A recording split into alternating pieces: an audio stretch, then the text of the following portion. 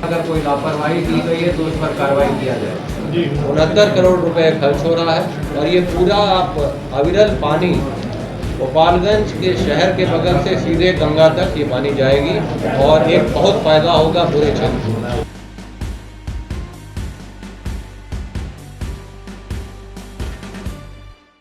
बिहार में लगातार पुल गिरने की घटना की खबर सामने आ रही है। विगत एक हफ्ते में 6 पुल गिरने की खबर सामने आई है।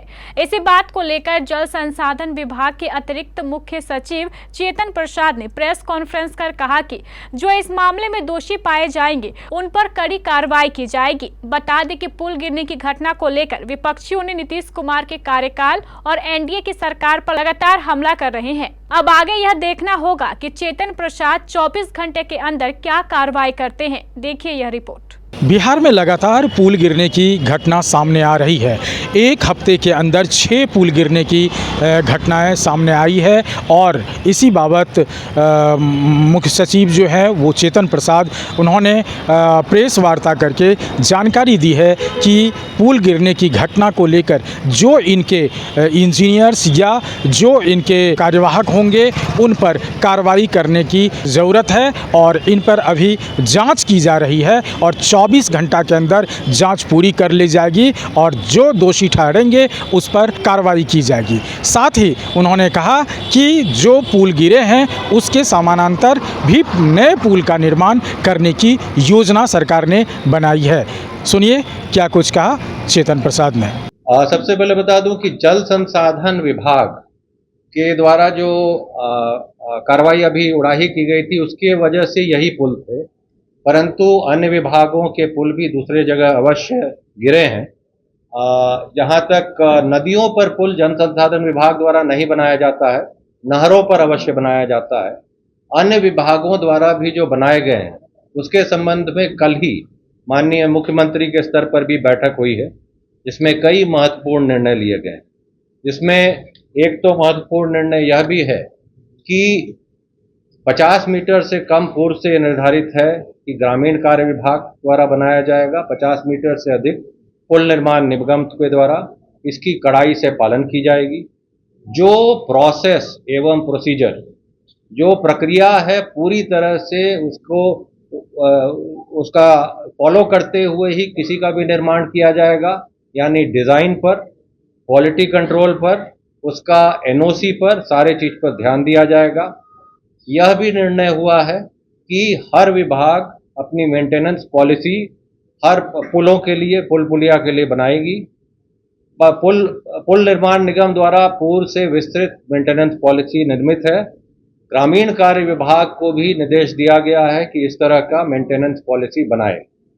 साथ ही सभी विभाग, जिस विभाग के सड़क पर कोई भी पुल बना है या पुराना ही पुल हो, उसे यह जवाबदेही दी गई है कि पुराने पुल को भी या सारे पुल का वो मेंटेनेंस का जवाबदेही लेगा। कई जगह ऐसा है जैसे कि वर्तमान स्थिति में जो हमने बताया पूर्व में, बहुत पुराने पुल और ईंट के पुल पूरी तरह से जिसमें फाउंडेशन नहीं थे, वैसे में आवश्यकता पड़ने पर उन्हें ध्वस्त करके पुनः नए सिरे से भी बनाया जाएगा। और इसके अलावा यह भी निर्देश हुआ है कि जो पुराने पुल जितने हैं, 30 साल से अधिक पुराने जितने हैं, अगले 15 दिनों के अंदर सारे का सर्वे कर लिया जाएगा, सर्वेक्षण किया जाएगा, उनकी स्थिति पता की जाएगी और जो आवश्यकता हो उसके अनुसार कार्य किया जाएगा। इस विभाग, जल संसाधन विभाग द्वारा भी अपना प्रपत्र इत्यादि बनाकर अपने क्षेत्र में भेज दिया गया है। हमारा गंडक छारी की जो योजना है उसमें जितने पुल हैं सारे का सर्वेक्षण किया जा रहा है और उसमें देखा जा रहा है कि जो उसकी सुरक्षा के लिए तत्काल आवश्यकता हो वो किया जाए और अन्य सारे नहरों पर जो पुल बने हैं उनके सर्वेक्षण की प्रक्रिया भी चालू कर दी गई है। सभी जो पुल बनाने वाले विभाग को यही निर्देश दिया गया है और सारे के द्वारा यह कार्रवाई की जा रही है और अन्य विभाग द्वारा भी अपना जांच किया जा रहा है और सभी को निर्देश है कि दोषी जो कर्मी हैं, अभियंता हैं, संवेदक हैं, सभी पर कार्रवाई की जाए। तो ये कितने होंगे? हमारे नहर पर पुल पुलिया होते हैं, डब्ल्यूआरडी के आपके द्वारा खुद किसी भी नदी पर पुल नहीं बनाया जाता है और पूर्व में भी नहीं बनाया गया है। तो WRD के पुल की संख्या कितनी है? हाँ, तो बहुत सारे हैं। वो संख्या, वो सारे का हम लोग सर्वेक्षण करा लेंगे क्षेत्र में अपने अभियंताओं के मध्य। नहीं, इस संख्या बताना अभी संभव नहीं है, क्योंकि नहर की प्रणाली काफी विकसित है और काफी लंबाई में है और संरचनाओं की संख्या काफी अधिक है। नहीं, रिकॉर्ड है, हम लोग लेके आपको दिलवा देंगे अभी तत्काल यहाँ पर। हाँ सर, आप ये मानते हैं कि जो भी कारण सीमांत के इलाके में उसके पीछे यही कारण है कि नदियों का फिर से निकास निकाला गया है, या और कोई दूसरे भी कारण? नहीं, यही अभी तत्काल दो कारण जो हमें दिखता है। एक तो बहुत पुराने पुल थे, जर्जर स्थिति में कई सारे पुल थे, ईंट के पुल थे, और उनका हमारे पास डिटेल भी है। उनका फाउंडेशन भी ईंट का था और शायद उतनी गहराई का नहीं था जो एडिक्वेट होता है। एक तो वो कारण था।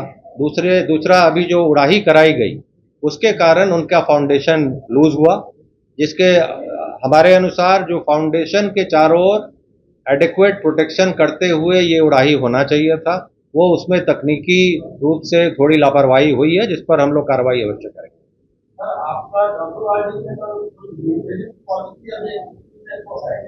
हमारे WRD का मेंटेनेंस पॉलिसी अपने नहरों के बारे में भी है, उस पर SOP भी बना हुआ है, और बाढ़ के बारे में भी SOP बना हुआ है। हमारे जो पुराने इस तरह के जो पुल हैं जो WRD द्वारा नहीं बनाए गए, ये कोई भी पुल WRD द्वारा नहीं बनाए गए। अब इसको जितने हमारे गंडक छाड़ी इस पे हैं और नदी जोड़ योजना में जो भी हम ले रहे हैं, उस पर अगर पूर्व में पुल बने थे उनका हम खुद उसका सर्वेक्षण करा रहे हैं। कोई कमी होगी उसका हम लोग प्रोटेक्शन करेंगे, आवश्यकता होने पर नए सिरे से बनाएंगे। यानी अब मान लिया जाए कि अब ब्रिज नहीं गिरना है कोई भी। अब ये है कि ये उड़ाही तो जो 170 किलोमीटर में करीब 60 किलोमीटर हो गई है। हम जो बचे हैं उसमें प्रयास कर रहे हैं, अपने सारे अभियंताओं को निर्देशित किए हैं कि अगर उड़ाही ज़्यादा भी हो गया है तो सारे को प्रोटेक्ट करने का प्रयास किया जाए। उसमें नीचे में जो आवश्यकता हो उसको हम लोग अपने संवेदक को भी सख्त निर्देश दिए हैं, और अलग से भी प्रयास किया जा रहा है कि पूरी तरह से प्रोटेक्ट किया जाए। तो आपने सुना चेतन प्रसाद ने क्या कुछ कहा, और इस बात को लेकर के अब देखना ये होगा कि सरकार और अपर सचिव क्या कुछ कर पाते हैं, क्या दोषियों को सज़ा मिलेगी, या जो इसमें संलिप्त है पुल गिरने की घटना में, क्या उनकी मरम्मती समय पे नहीं हुई, या उनमें जो मटेरियल्स लगा वो सही नहीं लगा। अब ये देखने वाली बात होगी कि इन लोगों पे क्या कार्रवाई की जा सकती है। KBC न्यूज़ के लिए अमलेश आनंद, पटना। गायकी के शौकीनों के लिए शानदार खबर है। सुर संसार सीजन 1 की शानदार सफलता के बाद अब सुर संसार सीजन 2। वो जब याद आए, बहुत याद आए, गमे जिंदगी के अंधेरे में हमने चरागे मोहब्बत जलाए बुझाए। KBC एक बार फिर लेकर आ रहा है आपका मनपसंद गायकी का कंपटीशन सुर संसार सीजन 2। इस कार्यक्रम में भाग लेकर आप अपनी गायकी और अपनी आवाज को राष्ट्रीय पहचान दे सकते हैं। इस प्रतियोगिता में भाग लेने के लिए आपको निम्न बातों का अनुसरण करना होगा। नंबर 1, सबसे पहले आप अपनी आवाज में अपनी पसंद के एक फिल्मी गाने की वीडियो रिकॉर्डिंग करें और हमें हमारे व्हाट्सएप नंबर 9297979705 पर भेज दें। नंबर 2, गाने की रिकॉर्डिंग करते समय इस बात का ध्यान रखें कि इसमें किसी भी तरह का ट्रैक म्यूजिक या इंस्ट्रूमेंटल म्यूजिक ना हो। नंबर 3, गाने को भेजते समय अपना पूरा नाम, पूरा पता, मोबाइल नंबर और एज का उल्लेख अवश्य करें। साथ में अपना आधार कार्ड भी भेजें। अपने नाम, पते, मोबाइल नंबर और एज को आप गाने के पहले बोलकर रिकॉर्ड कर सकते हैं। नंबर 4, इस प्रतियोगिता में 16 वर्ष से लेकर 35 वर्ष तक के प्रतिभागी ही भाग ले सकते हैं, मेल और फीमेल दोनों। नंबर 5, प्रतियोगिता में कुल 7 राउंड होंगे। नंबर 6, प्रतियोगिता के विजेताओं को प्रथम पुरस्कार के रूप में 1 लाख रुपए, द्वितीय पुरस्कार के रूप में 75,000 रुपए और तृतीय पुरस्कार के रूप में 50,000 रुपए का इनाम दिया जाएगा। इसके अलावा 4 नंबर से 14 नंबर तक के 11 विजेताओं को स्पेशल पुरस्कार भी दिए जाएंगे। नंबर 7, गाना भेजने की अंतिम तारीख 10 जुलाई 2024 है। नंबर 8, प्रतियोगिता में भाग लेने का कोई शुल्क नहीं होगा। प्रतियोगिता के नियम एवं विजेताओं के निर्णय का अंतिम अधिकार आयोजक केबीसी न्यूज के पास सुरक्षित रहेगा। जिस व्हाट्सएप नंबर पर आपको अपना गाना भेजना है उसे याद रखें 9297979705। आयोजक केबीसी न्यूज कटिहार। प्रतियोगिता के बारे में विशेष जानकारी के लिए आप हमारे केबीसी न्यूज कार्यालय में भी संपर्क कर सकते हैं। हमारा पता है केबीसी न्यूज कार्यालय, बनिया टोला, बड़ा बाजार, कटिहार। फोन नंबर 06452242601 और 06452242700।